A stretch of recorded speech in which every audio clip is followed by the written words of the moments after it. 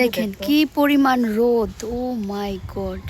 আর আমরা এই রোদের মধ্যে বসে এখানে হচ্ছে আম সত্ত্ব দিতেছি। কালকে আম পাইরে আনছি গাছ থেকে, ওই আম দিয়ে আম সত্ত্ব। আর সকালে জাল দিছি আম, জাল দিয়া পরে এই প্লেটগুলো নিয়ে বসছি। এখন এগুলো এই যে আটি থেকে হচ্ছে সরাইয়া তারপর এটা সুন্দর মতো এটার পুরাটা লেপে লেপে দিবে। এই আম সত্ত্ব খাইতে যে মজা লাগবে, হ্যাঁ। আর এটা তো আমাদের এলাকাতে বলে আমপথ, আমাদের এলাকাতে এটা আমপথ। এখন আপনাদের এলাকাতে কি কি বলে একটু জানাবেন।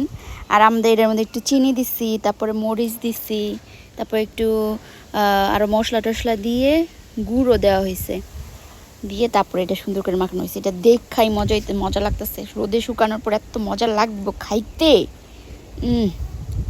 আমার এমনি খাইতে ইচ্ছা করতেছে। দেখেন পরে এটা রেডি হইলে আমি আপনাদেরকে দেখাবো।